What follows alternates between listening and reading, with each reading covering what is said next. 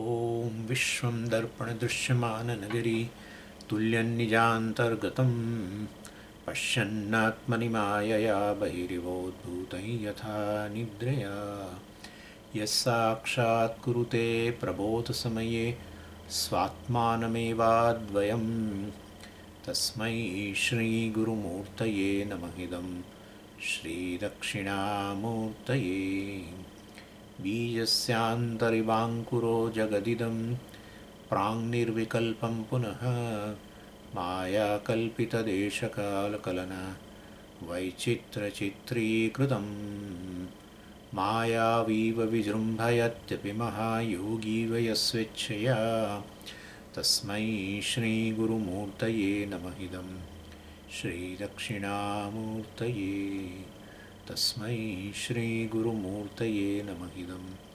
श्रीदक्षिणामूर्तये। ॐ सहना भवतु सहनौ भुनक्तु सह वीर्यङ्करवावहै तेजस्विनावधीतमस्तु मा विद्विषावहै। ॐ शान्तिः शान्तिः शान्तिः। सदाशिवसमारम्भां शङ्कराचार्यमध्यमाम् अस्मदाचार्यपर्यन्तां वन्दे गुरुपरम्पराम्।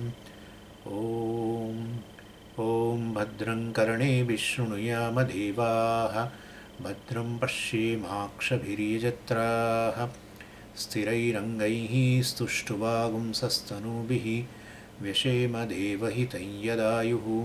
स्वस्ति न इन्द्रो वृद्धश्रवाः स्वस्ति नः पूषा विश्ववेदाः स्वस्ति नस्तार्क्ष्यो हरिष्ठनेमिः स्वस्ति नो बृहस्पतिर्दधातु। ॐ शान्तिः शान्तिः शान्तिः।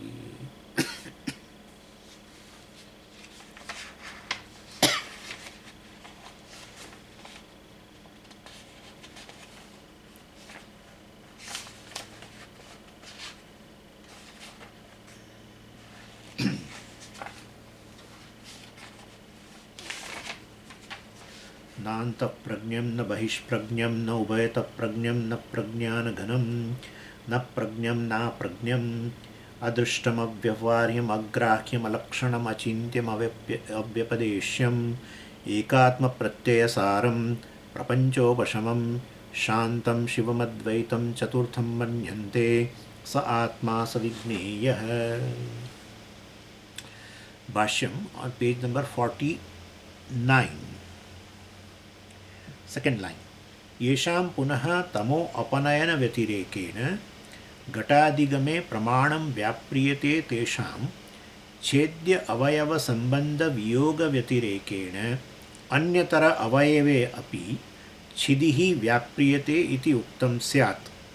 यदा पुनः घटतमसोः विवेककरणे प्रवृत्तं प्रमाणम् अनुपादित्सित तमो निवृत्ति फल अवसानम् छिदिः इव छेद्य अवयव संबंध विवेक करणे प्रवृत्ता तद अवयव द्वैधीभाव फल अवसाना तदा न आंतरीयकं घट विज्ञानं न तत्प्रमाण फलम्. We have seen that entire thing. I am telling in a short. And so Bhashyakara basically is this is the introduction actually on the seventh mantra, and Bhashyakara calls this seventh mantra as a pratisheda vijnanam. So it's a pramana. Seventh mantra is a pramana for knowing turiya. That is pratisheda vijnanam. So this vijnana, knowing this turiya, is a pratisheda. Nisheda mukhena vaktavya. So last time on Monday I explained you. So only what is to be done is a nisheda. We do nisheda because ultimately Brahman is already there. What is the reality? Means it is already there. In fact, everything shines in Brahman. Everything exists in Brahman. And therefore, that Brahman which is misunderstood due to ignorance which is beginningless. So the adhyasa etc. is there, has to be removed. That adhyasa is to be removed, it is not a physical removal also. It is simply knowing that it is mithya. That's how upeksha has to be done. So this kind of upeksha, which is of course is possible only when ragadvesha etc. are not there. So that's called vairagya actually. Two types of vairagyas are there. One vairagya is vairagyam from the source of dukkham. Yeah. Certain name form, certain object in the world gives you dukkha. So you do upeksha. You go away from that. That's also vairagya. You go away from that. But going away from that so that you can catch another one. Yeah. So going away from that particular object, name and form, is for the sake of catching something else. That kind of vairagya is not a healthy vairagya. Vairagya which is born of ultimately viveka, simply. That these are simply names and forms, they are apparent. There is some adhisthana which is nityam, and I want something which is nityam. Then I cannot deny it also. The very fact that I want to exist forever itself shows I love nityam. Not only that, while my existence is there, while I am seeking my existence forever, at the same time I want to be happy forever. I want to be peaceful in forever. I want to be secure forever, etc., etc. So I love a nitya vastu. Then what is that nitya vastu? Well, nitya vastu, if it is there in the world, let's catch hold of that so that I can definitely gain nitya vastu. But that's not there. Because the world itself is constantly changing. Every name and form is constantly changing. What does not change in a name and form is distinct from the name and form. And that is existence. So even though forms keep changing, the very existence of the form doesn't change. Forms keep changing. The existence of the forms do not change. And all the forms shine. They are objects of knowledge. They shine. The forms keep changing. The very shining of the form, it is object of knowledge, etc. That doesn't change. So therefore, if this existence and this shining, satta and sphurti, must be distinct from the form. Because forms keep changing, the existence of the form doesn't change. Therefore, that particular existence must be a distinct entity. And therefore, that satta sphurti is not only confined to a given form. Satta sphurti is there with another form. Satta sphurti is there with the space. Satta sphurti is there with the time. Therefore, this satta sphurti, the existence and the shining, the object of knowledge, etc., it is that satta sphurti we call asti bhati, we call satchit, etc. That is purnam. That is anantam, limitless. And therefore, that must be the cause of the thing. Yeah, because of which names form exist. Cause is something which lends existence to the effect. And therefore, all names and forms exist and shine and etc. Well, and that's due to this anantam satchit, astibhati, which is pervading every name and form, which is this pervasion, etc. also is not that good word, but anyway, pervading. Ultimately, we have to drop that word, and we have to simply, like saying mind is pervaded by consciousness is not really a true thing. Mind is consciousness is a true thing. Not mind is pervaded by consciousness. That makes a big difference. Pervasion always brings some kind of a covering. We should get rid of this word. I'm sorry for that, but we should definitely, because this word sometimes creates so much of wrong concepts. Anyway, mind is pervaded by consciousness. You may say that, of course, but then understand it as mind is consciousness. Whole mind is consciousness. Any name and form is consciousness, whole consciousness. or Satchidananda, etc., or Asti Bhati Priya, whatever you say. So anyway, so that is the cause. And therefore, and where is that cause? Where is that cause? Hey, you are the cause. Because you, in fact, in the life, you are the one who is, even though this particular form, here, look at this. This form keeps changing. The mind keeps changing. The pranas keep changing. The very sensory power, the senses keep changing. The organs of action, the power in the organs of action keep changing. Everything is changing.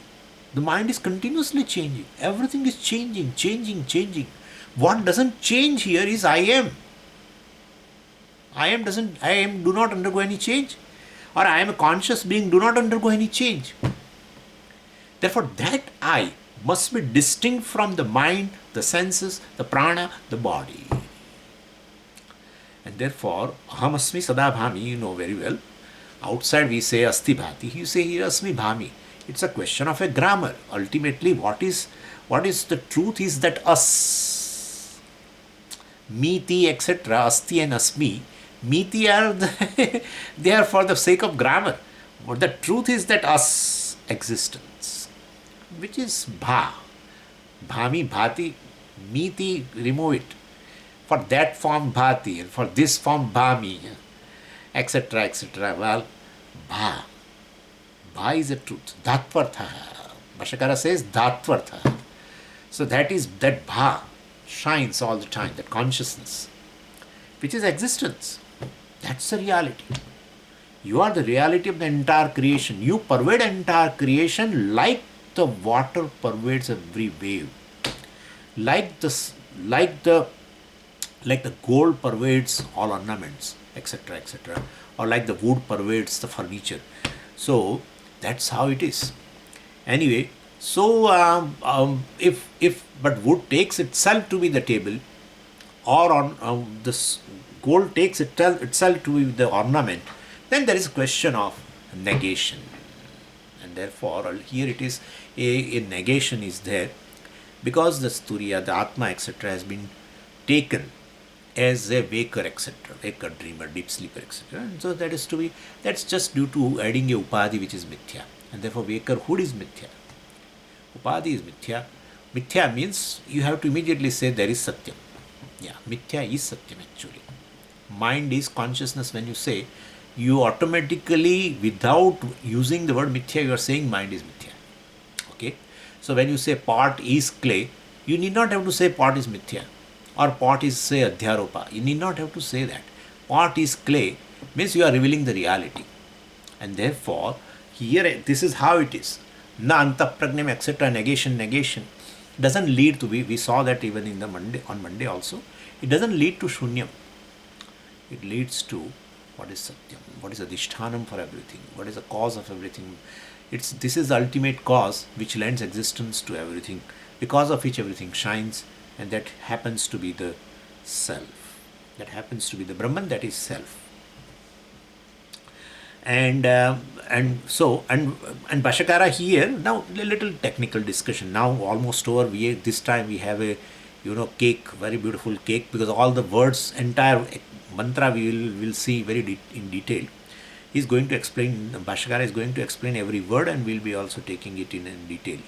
Anyway. But before that, a little technical discussion is there, which is really good technical discussion. And so while saying it is a pratisheda vijnanam, but it's a negative pramana in revealing turiya. So he says that he's analyzing actually a role of a pramana. What is the role of a pramana? And the role of pramana is, while discussing the role of a pramana, he negates the idea of a mimamsaka regarding pramana. These various philosophies are there in that the differences in terms of a pramana also. This is called epistemology. So relating how knowledge takes place in that, different people have different ideas. So they have different standpoints. So here Mimamsakas say that the pramana has a twofold function. The first function is a ajnana nivritti, naturally. Being a means of knowledge, Its first function is the removal of the ignorance. And simultaneously, also it has another function, and that's a revelation of an object. We also say the same.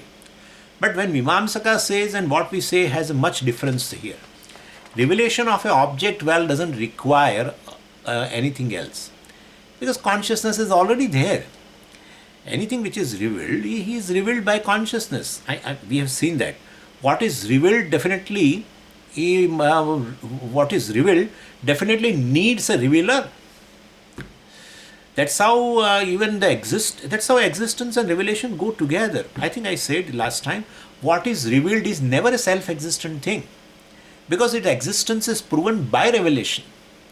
And therefore, so definitely, when you say this is pot, who says pot?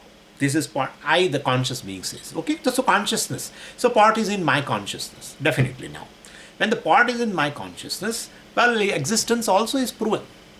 Or when you say this is pot, then definitely you are revealing a pot, and then you are proving existence of the pot. So existence of pot is revealed by ultimately the existence of the Atma, the consciousness.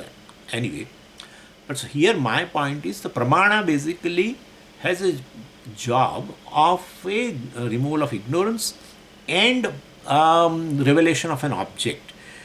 In that, we also say, but the Mimamsaka says, so basically this revelation of object means pramana does an addition of an extra attribute on that. And what is that attribute? They call pragatyam. So as though pramana is adding an attribute to the object, pragatyam, etc. Means like, adding a polish to the object, or some kind of a shining, like a shoes, etc. Some shining, etc., polish, etc. So like that, pramana does a job of removal of the ignorance. At the same time, pramana reveals the object, means pramana basically adds an attribute of revelation to the object, called pragatyam. We don't say that. We say pramana's job is to remove the ignorance, and the revelation is done by the consciousness, which is already there, which is whole, which is already there, which is existence. It's not that we have to wait for the consciousness to come and reveal. Consciousness is already there. So that's its nature is existence, Sat. And therefore therefore Chaitanya, since it is there, it reveals it. Therefore, we should not say the pramana is doing a job of a revelation of job. And even if you want to say, you say, but don't say that there's some new attribute is added to the object by revelation, like pragatyam, etc. We don't accept it. That's what that is. Bhashyakara wants to basically negate this kind of a concept of the Mimamsaka. Yesham punaha. Yesham, instead of that, you can say yadi also. Yadi, yesham punha means yadi, tamo apanayana vyatirekena, gatadigame pramanam vyapriyate. Pramana functions. For what? Gatadigame, for revelation of the pot, for knowing the pot. Pramanam vyapriyate, pramana does a job. What? Tamo apanayanam, removing the ignorance. That apanayanam is removal. So removal of the ignorance. So that is one. Vyatirekena means other than that, means any addition to that. In addition to the removal of the ignorance, pramana vyapriyate, pramana does also a job of gatadigame, some other function also. Means it adds a new attribute in revelation of the job also. So gatadigame, pramanam vyapriyate. And why it is not acceptable to us, this? So actually, basically, this kind of addition of an attribute and all is a job of a Nayayikas. This in a Tarka Shastra, they have understood this entire creation in terms of a dravya, guna, kriya, etc., etc., etc. So there are 9 categories. The whole world is divided into 9 categories, 9 truths. For us it is Advaita, so it is only one truth. Everything else is mithya automatically. But no, here it is a 9 categories are there. Padartha they call. And so first is dravya, and then in that dravya will have definitely a guna, certain guna. So they say there are 24 gunas, and so 24 attributes, and they give a list of those attributes. In those 24 attributes, we have they also take two attributes, and that's called sanyoga, and means togetherness of the two things, and the other is a vibhaga or a viyoga, separatedness of the two things. So basically, like the hands, being together. So they when the hands are together, they say what? The hand, of course, is a dravya, a substance, has a guna. What guna? Sanyoga guna. Both the hands, right, has a guna. What? Sanyoga. The sanyoga means they have a guna of a togetherness. Both the hands have a guna of a togetherness. So they add this guna. And they also say that there is another guna. What? Suppose if they are separated, then they say, well, they have a guna of a vibhaga or viyoga, separatedness. So now the hand, the dravya, has a guna of a viyoga. Earlier it has a guna of a sanyoga. Like that they assume so many gunas, 24. Anyway, so basically here sanyoga and vibhaga. Shankaracharya ji, well, this is to bring together hands. Definitely you need a effort, right? You need an effort, and that is how they are together. Okay, and suppose if you separate them, so then they are separated. Shankaracharya is asking a question here, that after ending this sanyoga guna, should you say now it has a, suppose they are separated, you say they have a viyoga guna, means like when you put together, as though you have added a new attribute called sanyoga. That we understand, that by putting a special effort or through a certain process, etc., you brought a hand which has a new guna called sanyoga. That's fine. But suppose you separate it. Now you separate. They are together. If you separate them, then should you put an additional effort to introduce vibhaga as a guna? So after ending the sanyoga guna, basically, do you require a separate effort? After ending a sanyoga guna, do you require a special effort to give an additional attribute called viyoga or vibhaga? So basically you don't have you don't have to have a separate effort, to add a attribute of a vibhaga. The end of a sanyoga automatically makes the attribute of a vibhaga, and therefore to separate functions are not required basically. So sanyoga nasha alone is a viyoga prapti or vibhaga prapti. Two separate things are, if you end it, well, you bring a new guna by a separate process. So sanyoga nasha and vibhaga prapti, etc., well, need not be attained through the two separate, because when you want to add any attribute, it needs a special effort. Now sanyoga nasha, basically, for that you need you have to put an effort. Let's say either I remove it or you remove my hand, separate it. That is effort. But then once they are separated, you don't need, when you say it has a now viyoga guna, means you need a special, for sanyoga nasha you need effort. Now to get a new attribute called viyoga or vibhaga, you should put a separate effort, or it needs a certain separate process to add that guna. It is not required. Sanyoga nasha alone is a viyoga prapti or vibhaga prapti. So the twofold job of a sanyoga nasha and vibhaga utpatti, well, if they are there, with a separate effort, that is not true. So end of togetherness itself is availability of the separatedness. So to end the togetherness and to begin the separateness, well, you don't require two distinct operation of effort or a process, etc. So that is what has been said here. And so Sanyuga Nasha and Vibhaga Nasha are not two separate processes. Same way, in a similar manner, Ajnana Nasha and Vishaya Prakasha, revelation of the object, are not two separate functions, because that's how he says Chedya Avayava Sambandha Viyoga Vyatirekena, other than Viyoga Vyatirekena, other than separating the two hands. In our example, I am doing Tarkashastra example.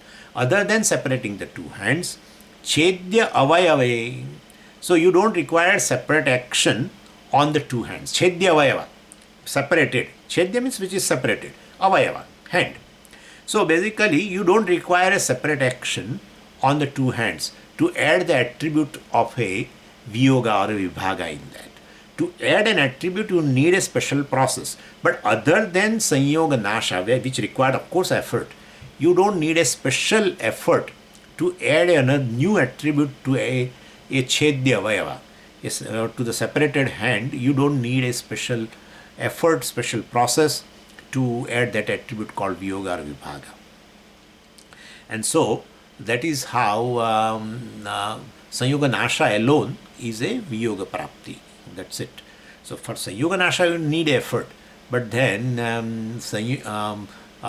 add the attribute of a Viyoga or Vibhaga to the separated hand, each hand, well, you don't need a special process, and therefore it is one and the same thing. Same way Ajnana Nivritti and Vishaya Prakashanam is one and the same thing. Not that there are two processes or two functions by a pramana. That's what he wants to say.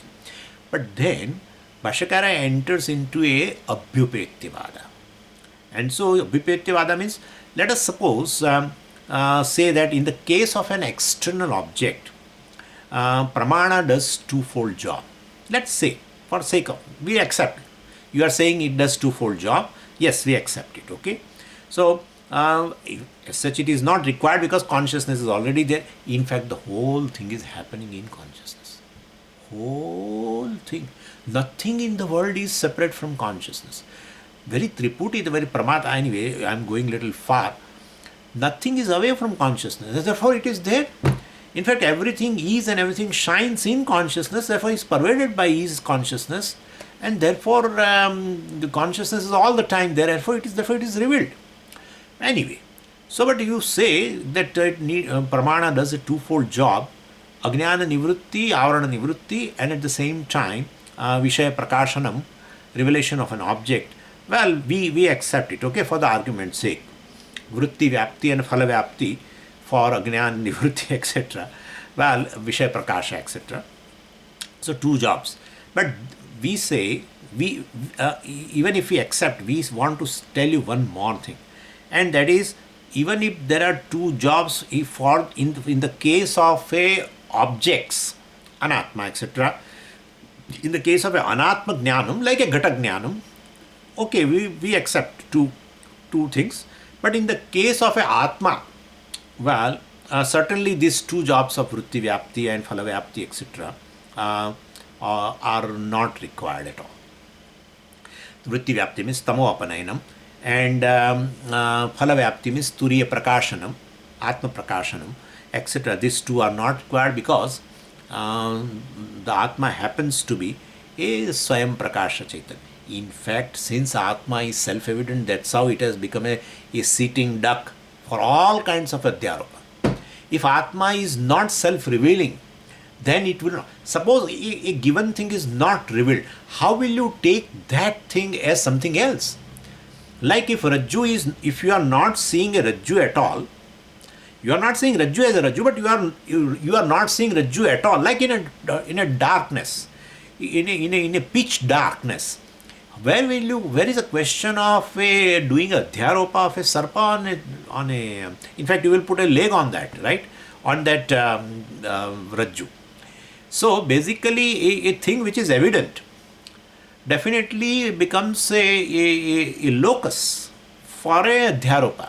Atma being self-evident, always available for all adhyaropa, and everyone does. Atma is self-evident, and if Jnanam is not there, everyone knows Atma is that I am self-evident. But Atma is self-evident, Anadi, and the Ajnanam also is Anadi. And therefore, Atma is all the time is sitting duck or a locus for committing a mistake. And that is how Nisheda. Otherwise, where is a Nisheda? Since if Adhyaropa is not there, well, there is no question of a Nisheda. So we negate only this Adhyaropa. Anyway, so my point is, in the case of a Atma, definitely we will not be able to accept that Pramana does a twofold job of Tamo Apanayanam, vritti, through Vyutti Vyapti, means removing the Avarana, etc., or the Ajnanam of the object, and at the same time Vishaya Prakashanam, means Atma Prakashanam, Turiya Prakashanam, etc. Pramana reveals Turiya. No, Turiya is self-revealing. In fact, all pramanas are revealed by the Turiya. By that is the thing. So, Chakshusha Chakshuhu, and Manaso Manaha, Vacho Vacham, Pranasya Prana. All pramanas are able to function because of the presence of invariable consciousness. Invariable consciousness, which is all other things are variable. Even pramanas are variable. It's a vritti. Either it's a manasaha vritti, or it is a chakshusha vritti, it is a shabda vritti. Any vritti is variable, because vishayas are variable. In fact, vishayas, objects are many, the subject is one. Anyway, forms are many, sounds are many, smells are many, many, and they are all variable also. What is invariably present in all of them is this Atma. Anyway, so it is Swayam Prakasha. So Turiya is self-shining, and therefore definitely, why Swamiji Turiya? Because already we have seen that. So it is Turiya because, I did not have to say, but again let me remind, because it is present, the whole waker, the whole waking world. That's how we have seen that. Bahish Prajna, the waker and the waking world, or Virat, is pervaded by one Atma. That's the first pada, etc. We have seen that anyway. So the waker, dreamer, deep sleeper are Atma. Totally Atma, like every wave number 1, wave number 2, wave number 3. Just water. That's how it becomes mithya, nothing else. Anyway, so they are all Atma. But then what is really Atma? Waker is Atma, that's fine. Dreamer is Atma, that is fine. Deep sleeper is Atma, that is fine. But what is Atma Swarupa? Basically, it is distinct from all the three. That's how we call Turiya, fourth. Otherwise, we need not have to say. And therefore, so we call Turiya because it pervades all the three. It is immanent in all the three. At the same time, it is distinct from all the three in terms of reality. It need not be a waker. Turiya need not be a waker for its for proving its existence. Waker proves its existence being a Turiya. Turiya doesn't prove its existence being a waker. When waker is not there, Turiya is there. When dreamer is not there, Turiya is there. Deep sleeper is not there, Turiya is there. Turiya is Turiya. Remaining Turiya appears as 3.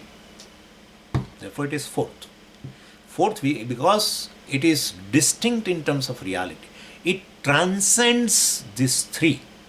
Therefore, we call fourth. That's the only thing. It transcends 3. It pervades 3. It is immanent in 3. At the same time, transcend 3. Therefore, fourth. Distinct. Since it is distinct, we have to say fourth. Otherwise, not. Anyways, therefore, so Atma shines all the time, and therefore Pramana need not reveal it. In fact, Pramanas are revealed by it anyway. So, and how it shines? Aham iti prakashate. So we add the attributes and we bring a samsara, waker, dreamer, deep sleeper, etc. You need not waker. If you say I am a waker, waker is I, but I am not waker, that's jnanam. But waker is I, and I am waker is a samsara. Waker is I am not Waker is Jnanam. But Waker is I and I am Waker. Either way it is true. Means my reality, my identity is just a Waker. Well, that brings a samsara. That definitely brings a samsara. Telling yourself as a just Waker, brings samsara. And it has a samsara. It has a samsara. When I experience any kind of a pain, definitely my understanding about myself is that I am a limited being. Very limited being. In a waking state, generally I experience pain, varieties of the pain. And at that time, if you look at yourself, you will find that yes, I am taking myself as a very limited being. And that is on account of the upadhi. That's how they call condition. Upadhi is called condition because it is as though conditions Atma. Therefore, it is called condition. So, therefore, the body, mind, senses, etc. mithya. But the transference. There are two adhyasas here. One is arthadhyasa and one is a jnanadhyasa. Dharmi adhyasa, dharma adhyasa. Anyway, and therefore the first dharmi adhyasa, they are superimposed, the body, mind, senses, etc. are superimposed upon I. And therefore, I is taken as the body, mind, sense complex. That's the dharmi adhyasa. They call tadatmya adhyasa. And that's another name. And then the second adhyasa is a dharma, attributes. Attributes of the body is also superimposed. Because the body is superimposed, therefore the dharma of the body also is superimposed. Therefore I say I am a human being, I am a male, I am fair, I am this, etc. I am tall. So dharma adhyasa. That's called samsarga adhyasa. So tadatmya adhyasa and samsarga adhyasa. And attributes of the Atma also is superimposed upon reality. Atma is real. No. Body is real. Mind is real. Senses are real. Mind is real. Every thought is real. That's how thought becomes a nightmare. Thought becomes a nightmare. Otherwise, thought will never become a nightmare. Every thought is a nightmare. I will tell you what really is, it's simply a dance going on. I will explain you that it is coming. So it's simply, if you understand it that way, you will ever remain Sakshi even in the waking state. It's the only thing you have to remind yourself. Let the time come. Just after a few minutes, maybe. Anyway, so Shankaracharya ji says, well, nothing to worry. Even if you are saying, no, pramana does twofold job. Yeah, okay. So far as the objects are concerned, which are inert in nature and therefore they need to be revealed. Well, your pramana reveals. We will accept it. No problem. Phalavapti. But so far as Atma is concerned, which reveals everything, and which doesn't require revelation. Well, Sakshi, I think I told you on Monday, Sakshi is not revealed by any other thing. Then Sakshi is revealed by, if you say Sakshi is also revealed, then Sakshi is revealed by Sakshi, you have to say, nothing else. Then Sakshi is revealed by Sakshi, then that Sakshi is revealed by another Sakshi, and that Sakshi is, it's anavastha. So therefore the Sakshi must be the self-revealing. And what is self-revealing doesn't require a proof for its existence from someone else. And therefore it is self-existent also. And therefore being self-existent and self-revealing, limitless consciousness reveals everything. Therefore pramana just does a job of a ajnana nivritti only. Avarana nivritti they call, removal of the avarana. Avarana, this is a technical word they use. For ajnana they use this word, avarana. So it is as though there was some kind of a veil and it is removed by pramana. Just in the form of a thought. That's it. The whole mind becomes thought. Anyway. So ever evident turiyam, well, he doesn't require that. So we have to, since the turiyam is ever evident, pramana need not function to reveal this turiyam. In the case of pot also it is not required, but assuming that it is required in the case of a pot. Here, because why Swamiji brought pot? Because Gatadigame, etc. we saw that, that's why I say that. Anyway. So, and then further it says, Nacha tadvad tadvadapi, on the page 50, third line, न च तद्वदपि आत्मनि अध्यारोपित अंतःप्रज्ञत्वादि विवेककरणे प्रवृत्तस्य प्रतिषेधविज्ञानप्रमाणस्य अनुपादित्सित अंतःप्रज्ञत्वादि निवृत्ति व्यतिरेकेण तुरीये व्यापार उपपत्तिः. Tadvat. Now you keep it aside. Now we have to take it with the verb. This is how you have to do in a bhashyam. Whenever na comes, immediately safely put it with the verb. That's the safest thing to do. Anyway, so tadvat. Like in the case of the pot, right? Like in the case of a pot, here where the Vishaya Prakashanam is required, let's say, in the case of the Turiyam, well, revelation of the Turiyam, etc., is not required as a separate function. So, tadvat api means like in the case of a gatavat api. So, like in the case of a pot. Atmani adhyaropita antapragnatvadi vivekakarane. We have seen, of course, Atmani adhyaropita antapragnatvadi. So, basically this, Shruti negates vivekakarane. Shruti negates these three attributes from this already evident Atma. And because they are adhyaropita, antapragnatvadi, antapragna, bahishpragna, prajnana ghana, etc. So viveka karani, so satyamithya viveka, if when you do, then they are negated. And how will you negate? In a waking state. That also we saw. Not in a, there is a state of experience where all the three are negated. Yeah, that's a samadhi. When you go to samadhi, you are negating you are a waker. You are negating you are a dreamer. You are negating you are a deep sleeper. Because you are in a samadhi. So therefore, when you negate means when? In samadhi kale? No. You cannot do that. In a samadhi, you will not be able to do this viveka karana. And in fact, you need not go to samadhi at all. Remaining in a waking state and being a waker, pramata, the knower, exposing yourself to the teaching, while understanding the teaching, you are negating.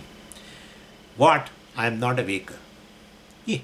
If he is a waker, and if he says after exposing to the teaching that I am not a waker, means he is now entering into a Brahma. A waker has to tell I am a waker. That's a jnanam. Waker should not tell that I am something else.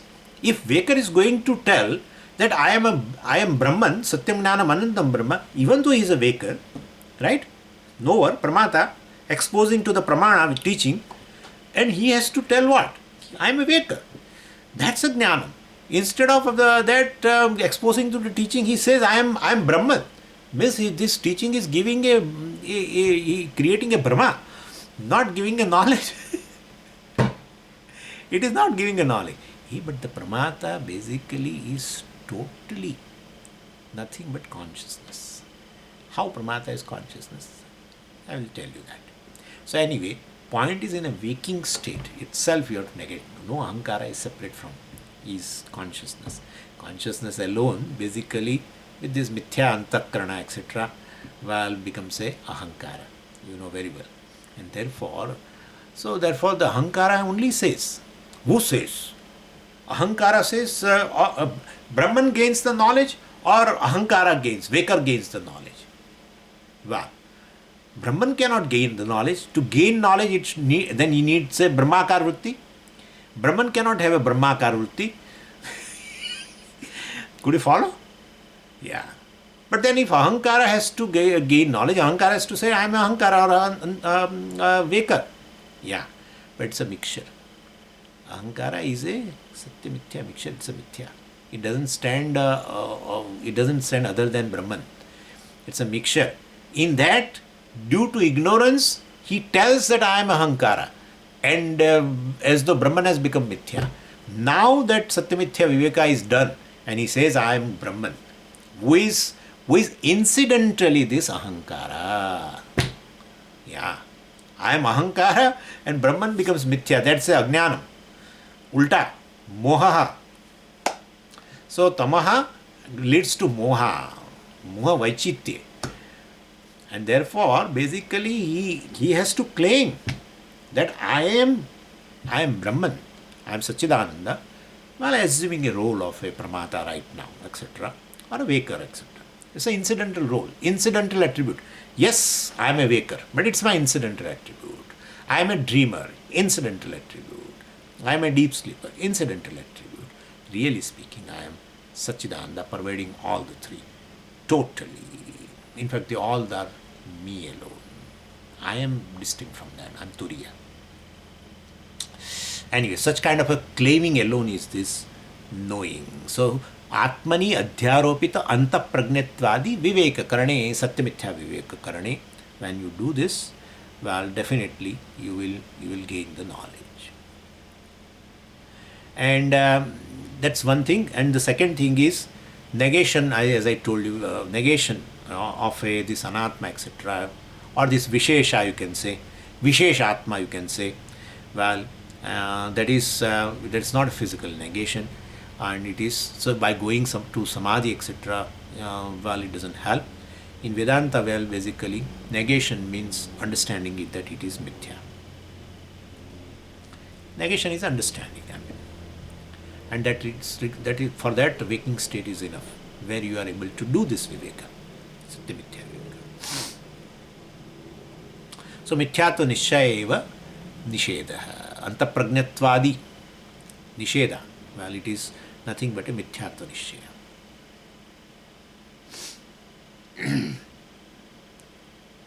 So antapragnatvadi viveka karane is equal to mithyatva nishchaye pravuttasya pramanasya, etc. Pratisheda vijnana pramanasya, mithyatva nishchaye pratisheda vijnana pramanasya pravuttasya. So this pratisheda vijnana, the seventh mantra, well, which is doing this nisheda, na antapragnam, na bahishpragnam, na ubhayatapragnam, etc. Pratisheda vijnanam. Well, it is ultimately to arrive at this turiya by doing the mithyatva nishchaya of this waker, etc. And what does this pramana do? Well, that's also a technical point. So when you negate that there is no blue sky, well, by saying there is no blue sky, you negate blue sky. But we continue to see blue sky. We know all this, but I'm just repeating. So the negation, basically, negation makes me understand that what is the basis, the adhishthanam of that is the reality. So negation has to be done by a pramana. So pramana alone has the power to negate, and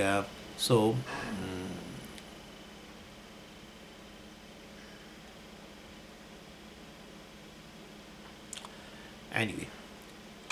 So mithyatva nishchaye, so pratisheda vijnana pramanasya pravuttasya, when it is engaged, well, it does a job of this removing the ignorance and the dhyasa, which are born of that.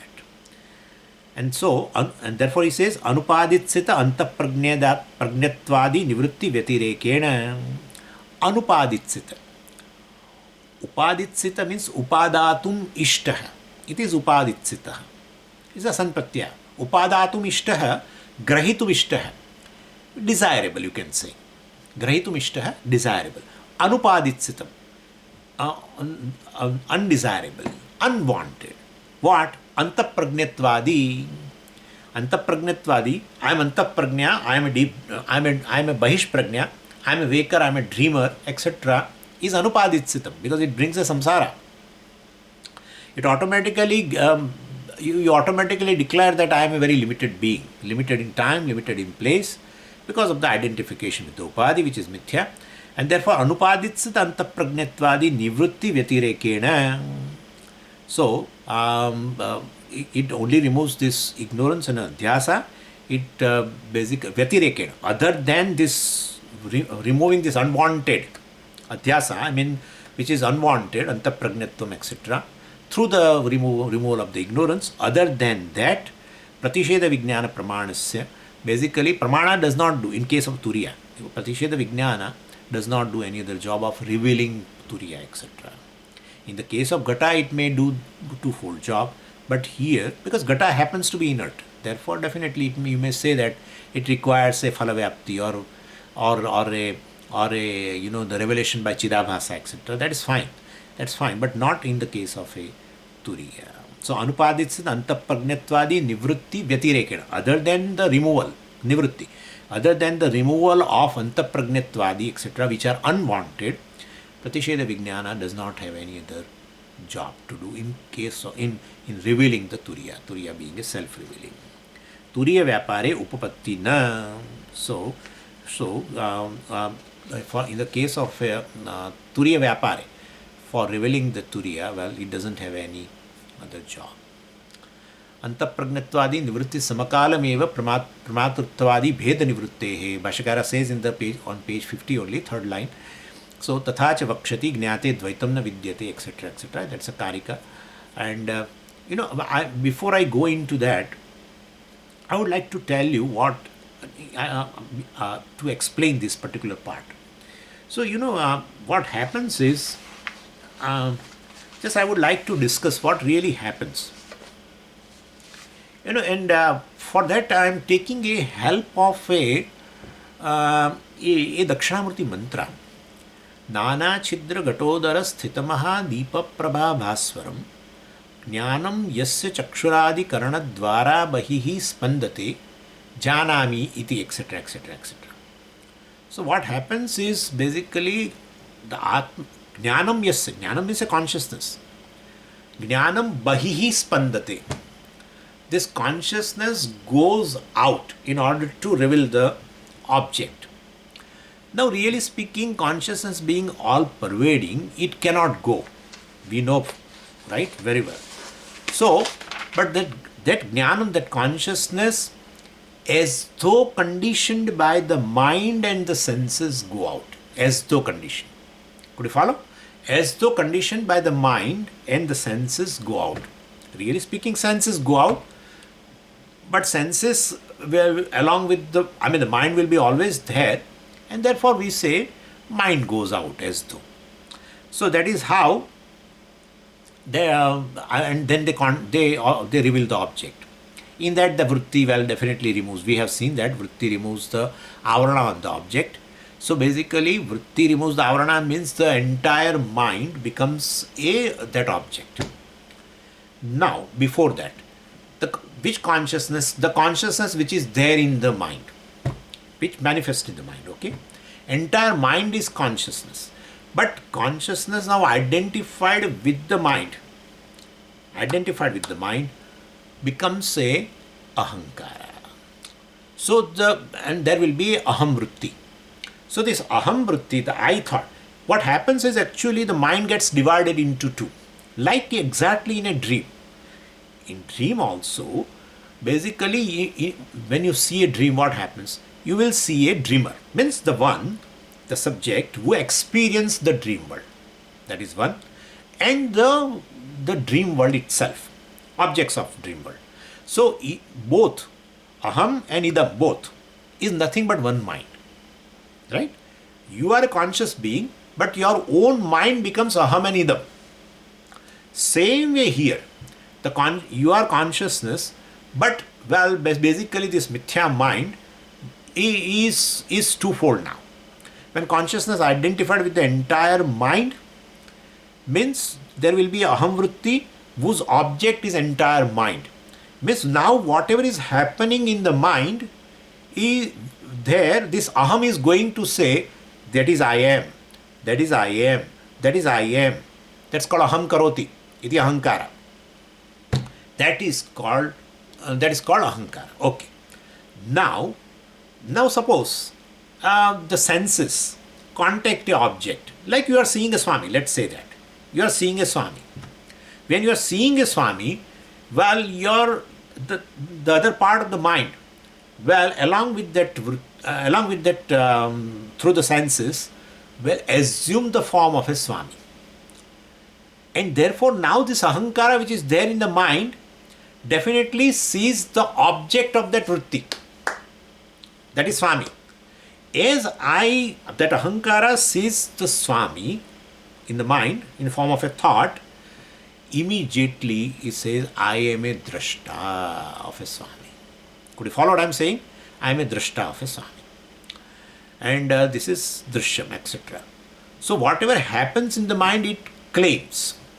So at that time, ahankara becomes a pramata, drashta. I am giving a specific example of a seeing, but same way, like you are listening to me, basically your mind through this particular senses goes out, jnanam yasya chakshuradi karana dwara. So basically, it goes out and contact the words, and there will be a shabdakara vritti. Now same ahankara will say, I am Shrota. Since there is a Shravana Vritti, Shabda Vritti in the mind, since it has been, Ahankara has claimed the entire mind, well, definitely, now that Aham will say, depending upon the Shabda Vritti, will say, I am Shrota. Could you follow what I am saying? So, that's how Drashta, Shrota, if you smell something, then there will be a Gandha Vritti. Then he will say, I am a Grata, smeller, etc. That is how mind alone, please understand, mind alone ultimately assumes a form of a pramata, then pramana, that vritti, and prameya. So basically, this, the pramata and pramata and pramana, both is basically this mind alone. And pramana is nothing but this thought of an object, right? Entire mind which is there becomes a object. Don't think that in a part of the mind there is an object and the rest of the mind remains as it is. No, there is entirely, the whole mind is claimed as aham, due to manifestation of the consciousness in the mind. So we can say even chidabhasa, etc. And now, well, rest of the mind becomes that particular object, like a swami. And therefore this ahankara which is there in as a mind, the conscious mind, will tell that I am a seer of the Swami, because it is a chakshusha vritti. If it is chakshusha vritti occurring in the mind, it will say I am a seer. So this is how the thing is. So that's how the object is there outside, but really speaking, that object, you won't get an object knowledge of the object unless it becomes a vritti. And they give an example, very beautiful example, and that example is they say this vritti formation. They give a very nice example. This vritti formation is like a water that comes out from the reservoir. You must have seen in the fields, in the farms, in our villages, there is a reservoir, like a well. The water comes out, and it falls in that canal. And from canal it goes to the field, and that field has that bund, and so that the water will not, so it goes to the field, but it should not then spill over. It should not be wasted. So they have a bund.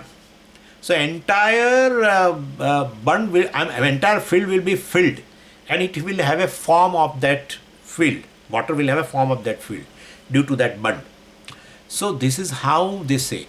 So I am a reservoir.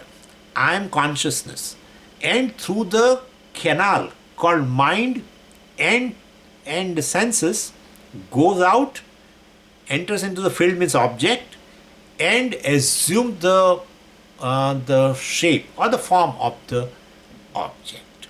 Could you follow what I am saying? So it is exactly like that. So anyway, what happens is, when the consciousness basically is ahankara, ahankara will become a drashta when there is a chakshusha vritti in the mind, or there is a shabda vritti, shrota, etc., etc. Suppose there is no vritti, or say, because the senses are resting, and even the mind is also resting. Okay, mind, because mind is senses are resting, but mind is active. Still, vrittis will be there, different vrittis of the memory or some doubts or these, etc. So that. But suppose mind and senses are resting, then ahankara also is resolved, right? Mind is resolved. And therefore, at that time, you are simply a consciousness. You are not a drashta. When drashta and drishyam both are absent, well, you are simply a sakshi, consciousness. You are, when the shrotra vritti, shabda vritti is there, you are a shrota. If that is not there, well, then you are no more a shrota. You are consciousness. Could you follow what I am saying? Because of the consciousness alone, you are becoming a drashta. So through the mithya mind, well, you become a drashta and assume a form of even drishyam, etc., and become a drashta and shrota, etc. So this is how the thing is. So basically, this aham vritti and idam vritti, drashta and drishyam, is all of play of a mind on the screen of consciousness. Screen. It is exactly like Puja Swamiji has explained at one place. It is like a blank, our, or it's like our, in the film there is a parda hota hai na. So this, that kind of a thing. And as the, as the projector, well, cast all the entire movie, well, whatever is there is just, it's all adhyaropa on that screen. And it remains non-separate. In fact, whatever is there on the screen, whatever you are seeing right now in form of actors and other things, and whatever the sentient, insentient things, all is nothing but just a screen. Same way, take this consciousness as a screen. Well, where that screen is there, it's there in the mind, because the consciousness manifests in the mind, and mind assumes these two forms. Or you take the consciousness as a screen, and you think that the mind is basically like a film which has this aham vritti and idam vritti remaining non-separate from the consciousness. The whole play is going on. So that's how when pramata, pramanam, both are not there, whereas prameya is also not there. That's what Bhashyakara is going to say now.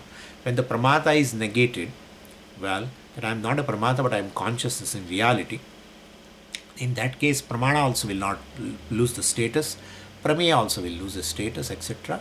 And therefore you don't need a pramana at all later to reveal turiya, because of the removal of the ignorance of the turiya itself, the triputi goes away, and therefore you don't need a pramana, one of the factor in the triputi, pramata, pramanam and prameya. The pramana also you don't need, well, to reveal turiya, because itself has become mithya. So that kind of a thing is there. Further I will take it next week, Friday. Om Purnamadah Purnamidam Purnat Purnamudachyate Purnasya Purnamadaya Purnamevavashishyate. Om Shanti Shanti Shanti. Harihi Om Shri Gurubhyo Namaha. Harihi Om.